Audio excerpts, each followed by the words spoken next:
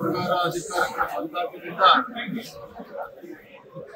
ಈ ನಾಡಿನ ರೈತರ ಬಗ್ಗೆ ಯಾವ ಕಾಳಜಿಯನ್ನು ಇಟ್ಕೊಂಡು ರಾಜ್ಯ ಸರ್ಕಾರ ಕೆಲಸ ಮಾಡಬೇಕಾಗಿತ್ತು ಆ ನಿಟ್ಟಿನಲ್ಲಿ ಕೆಲಸವನ್ನು ಮಾಡ್ತಾ ಇದ್ದಾರೆ.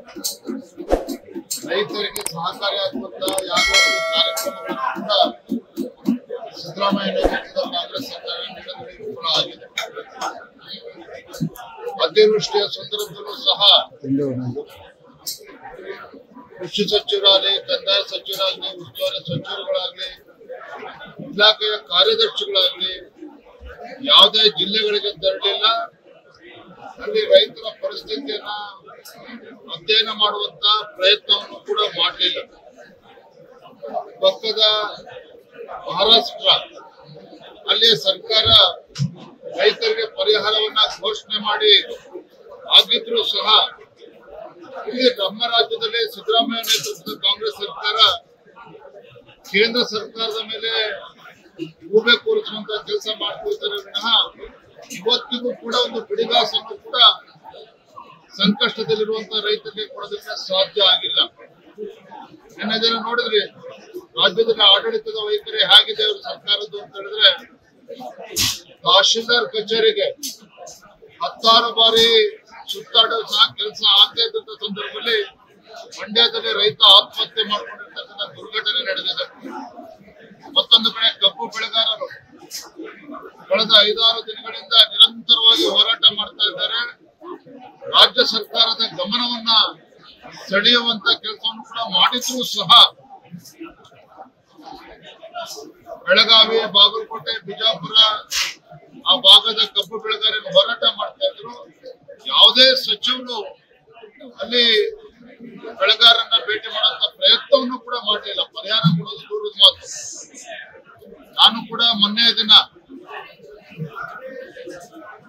ಕೊಲ್ಲಾಪುರ ನಾನು ಕೂಡ ತೆರಳಿ ನಮ್ಮ ಮುಖಂಡರೊಂದಿಗೆ ಪ್ರತಿಭಟನೆಯಲ್ಲಿ ಭಾಗವಹಿಸುವುದಷ್ಟೇ ಅಲ್ಲ, ಅವರಿಗೆ ಬೆಂಬಲ ನೀಡುವುದಷ್ಟೇ ಅಲ್ಲ, ಅಹೋರಾತ್ರಿ ಧರಣಿಯಲ್ಲೂ ಕೂಡ ನಾನು ಭಾಗವಹಿಸಿದ್ದೆ. ನನ್ನ ಜನ್ಮದಿನವನ್ನ ಅಲ್ಲಿ ಕಬ್ಬು ಬೆಳೆಗಾರರ ಜೊತೆ ಆಚರಣೆ ಮಾಡ್ಕೊಂಡು ಬಂದಿದ್ದೇನೆ. ಹೋರಾಟ, ರೈತರು ಹೋರಾಟ 6-7 ದಿನಗಳಿಂದ ಮಾಡ್ತಾ ಇದ್ರೆ, ನಿನ್ನೆ ದಿನ ಹೋರಾಟದ ಬಿಸಿ ತಟ್ಟಿದ ನಂತರದಲ್ಲಿ HK ಪಾಟೀಲ್ ಬಂದಿದ್ದಾರೆ, ಸಚಿವರು ಬಂದಿದ್ದಾರೆ. ಆದ್ರೆ ಅದಕ್ಕೊಂದು ಯಾವುದೇ ಒಂದು ಭರವಸೆಯನ್ನ ಈಡೇರಿಸುವಂತ ಕೆಲಸವನ್ನ ಗೌರವಾನ್ವಿತ ಸಚಿವರು ಪ್ರಯತ್ನವನ್ನು ಕೂಡ ಮಾಡಿದ್ರು. HK ಪಾಟೀಲ್ ಹೇಳಿಕೆನ ಕೊಟ್ಟಿದ್ರು. ಬಹುಶಃ ಬೆಂಗಳೂರಿನಲ್ಲಿ AC ರೂಮಲ್ಲಿ ಕೂತು ಹೇಳಿಕೆ ನೀಡಬಹುದಾಗಿತ್ತು. ಅಲ್ಲಿ ಹೋರಾಟಕ್ಕೆ ಬಂದು ಹೇಳುವಂತ ಅವಶ್ಯಕತೆ ಇರಲಿಲ್ಲ. ಹೋರಾಟಕ್ಕೆ ಬಂದಾಗ ಗಂಭೀರವಾಗಿ ಆ ಕಬ್ಬು ಬೆಳೆಗಾರರ ಒಂದು ಪರಿಸ್ಥಿತಿಯನ್ನು ಅರ್ಥ ಮಾಡಿಕೊಂಡು ಪರಿಹಾರವನ್ನ ಕಂಡುಕೊಂಡು ಬರಬೇಕಾಗಿತ್ತು. ಆ ಕೆಲಸವನ್ನು ಕೂಡ ಮಾಡಲಿಲ್ಲ. ಈಗಲೂ ಕೂಡ ಕಾಲ ಮಿಂಚಿನ ಕೇಂದ್ರ ಸರ್ಕಾರದ ಮೇಲೆ ದೂರದನ್ನ ಬದಿಗಿಟ್ಟು ಜೊತೆಯನ್ನು ಮುಖ್ಯಮಂತ್ರಿಗಳು, ಸಕ್ಕರೆ ಸಚಿವರು ಪದೇ ಪದೇ ಕೇಂದ್ರ ಸರ್ಕಾರ FRP ನಿಗದಿ ಮಾಡುವಂತದ್ದು, ಕೇಂದ್ರ ಸರ್ಕಾರ ಇವತ್ತು ಮುಂದೆ ಬರಬೇಕು ಅಂತೇಳಿ ಹೇಳ್ತಾ ಇದ್ದಾರೆ. ಅದು ಅರ್ಧ ಸತ್ಯ ಮಾತ್ರ. ರೈತರಿಗೂ ಕೂಡ ಗೊತ್ತಿದೆ, ಕಬ್ಬು ಬೆಳೆಗಾರರು ಕೂಡ ಗೊತ್ತಿದೆ. FRP ದರವನ್ನ ನಿಗದಿ ಮಾಡುವುದು ಕೇಂದ್ರ ಸರ್ಕಾರ ಆದರೂ ಸಹ ರಾಜ್ಯ ಸರ್ಕಾರ ಮನಸ್ಸು ಮಾಡಿದ್ದೇ ಆದಲ್ಲಿ ಸಕ್ಕರೆ ಕಾರ್ಖಾನೆಯ ಮಾಲೀಕರನ್ನ ಕೂರಿಸಿಕೊಂಡು, ಕಬ್ಬನ್ನ ಕೂರಿಸಿಕೊಂಡು ಕೇಂದ್ರ ಸರ್ಕಾರ ಏನು FRP ನಿಗದಿ ಮಾಡಿದೆ, FRPಯ ದರವನ್ನ ಮೀರಿ ರಾಜ್ಯ ಸರ್ಕಾರ ಒಂದು ಕಬ್ಬಿನ ದರವನ್ನ ನಿಗದಿ ಮಾಡೋದಕ್ಕೆ ಅವಕಾಶ ಇದೆ. ಹಿಂದೆ ಅನೇಕ ರಾಜ್ಯಗಳಲ್ಲಿ ನಿರ್ಮಾಣಗಳು ಆಗಿದ್ದಾವೆ. ಕರ್ನಾಟಕ ರಾಜ್ಯದಲ್ಲೂ ಕೂಡ ಇದೇ ಸಿದ್ದರಾಮಯ್ಯವರು ಮುಖ್ಯಮಂತ್ರಿಗಳಿದ್ದಾಗ 2014ರಲ್ಲಿ ಕಬ್ಬು ಬೆಳೆಗಾರರು ಹೋರಾಟ ಮಾಡ್ತಾ ಇದ್ರು. ಇದೇ ರೀತಿ ವಿಠಲ್ ಅರಬಾವಿ ಅಂತಕ್ಕಂಥ ಬೆಳೆಗಾರ ಆತ್ಮಹತ್ಯೆನೂ ಕೂಡ ಮಾಡ್ಕೊಂಡರು, ಔಷಧನ ಕುಡಿದು. ಆ ಸಂದರ್ಭದಲ್ಲಿ ಯಡಿಯೂರಪ್ಪನವರು ಏಕಾಂಗಿಯಾಗಿ ಸದನದ ಒಳಗಡೆ, ಸದನದ ಹೊರಗಡೆ ಹೋರಾಟ ಮಾಡಿ ಮತ್ತು 150 ರೂಪಾಯಿ ಹೆಚ್ಚು ದರವನ್ನು ನಿಗದಿಪಡಿಸುವಂತ ಕೆಲಸವನ್ನು ಕೂಡ ಆಯಿತು. ಇಷ್ಟೆಲ್ಲ ಉದಾಹರಣೆಗಳು ಕಣ್ಣ ಮುಂದೆ ಇದ್ರೂ ಸಹ ಇವತ್ತು ಮುಖ್ಯಮಂತ್ರಿಗಳು ಆದಿಯಾಗಿ ಸಚಿವ ಸಂಪುಟ ಮುಖ್ಯಮಂತ್ರಿ ಯಾರಾಗಬೇಕು ಆ ಮುಖ್ಯಮಂತ್ರಿ ಕುರ್ಚಿಗೆ ಪೈಪೋಟಿ ನಡೀತಿದೆ ವಿನಃ ಇಂಥ ಸಂದಿಗ್ಧ ಪರಿಸ್ಥಿತಿಯಲ್ಲಿ ನನಗೆ ಕೇಳಿದ್ರೆ ಮುಖ್ಯಮಂತ್ರಿಗಳೇ ಇವತ್ತು ಹೋರಾಟದ ಸ್ಥಳಕ್ಕೆ ಹೋಗಿ ಪರಿಹಾರವನ್ನು ಕೊಡುವಂತ ಕೆಲಸ ಆಗ್ಬೇಕಾಗಿತ್ತು, ಅದನ್ನು ಕೂಡ ಮಾಡಿಲ್ಲ. ಇವಾಗಲೂ ಕೂಡ ಈ ಕಾಂಗ್ರೆಸ್ ಸರ್ಕಾರ ರಾಜ್ಯದ ರೈತರಿಗೆ ಇವತ್ತು ಬರೆ ಎಳೆಯುವಂತ ಕೆಲಸ ಮಾಡ್ತಾ ಇದೆ.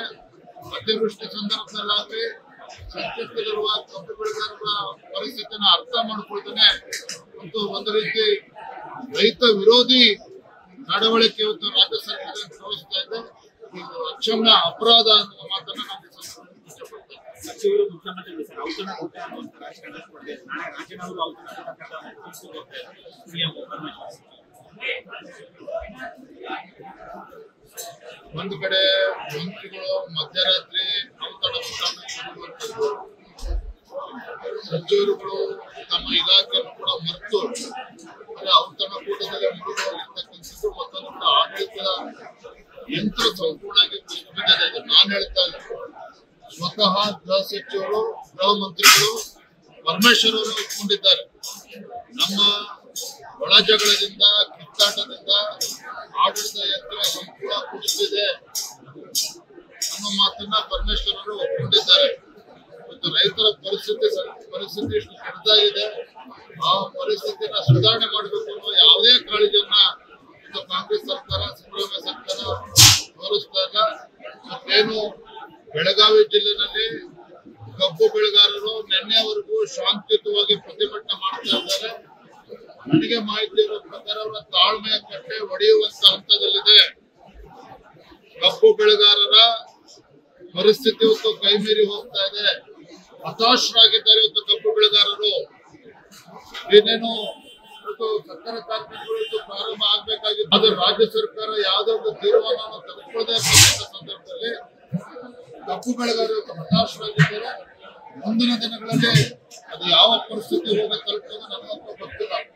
ಮುಖ್ಯಮಂತ್ರಿಗಳು ತಾತ್ಸಾರ ಮಾಡ್ದೇನೆ ಕಬ್ಬು ಬೆಳೆಗಾರರ ಪರಿಸ್ಥಿತಿನ ಅರ್ಥ ಮಾಡಿಕೊಂಡು ಕೇಂದ್ರ ಸರ್ಕಾರ ಮತ್ತೊಂದು ಕಥೆ ಹೇಳ್ದೇನೆ ಪರಿಹಾರವನ್ನು ನೀಡಬೇಕು ಅಂತ ನಾನು ಆಗ್ರಹ ಮಾಡ್ತೇನೆ.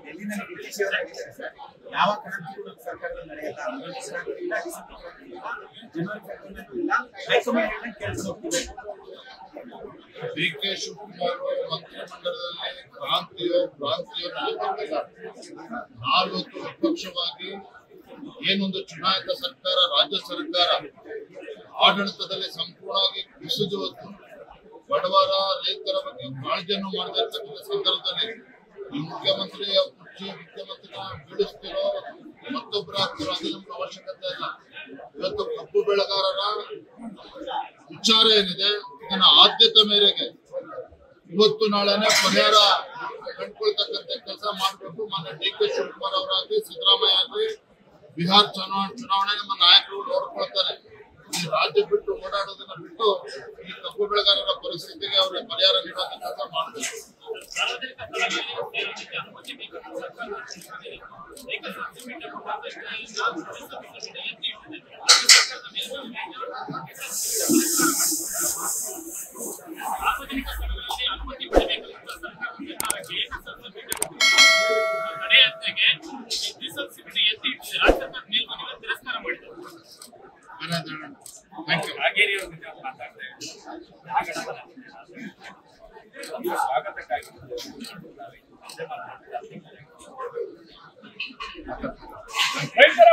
ಲೇಟೆಸ್ಟ್ ಹಾಗೂ ಇಂಟ್ರೆಸ್ಟಿಂಗ್ ಸುದ್ದಿಗಳಿಗಾಗಿ ಬಾಸ್ ಟಿವಿ ಕನ್ನಡ ಚಾನೆಲ್ನ ಸಬ್ಸ್ಕ್ರೈಬ್ ಮಾಡಿ. ಹಾಗೆಯೇ ಬೆಲ್ ಐಕಾನ್ ಪ್ರೆಸ್ ಮಾಡಿ. ಇದರ ಜೊತೆಗೆ ಫೇಸ್ಬುಕ್, ಇನ್ಸ್ಟಾಗ್ರಾಮ್, ಎಕ್ಸ್ ನಲ್ಲೂ ಮಿಸ್ ಮಾಡದೆ ಫಾಲೋ ಮಾಡಿ.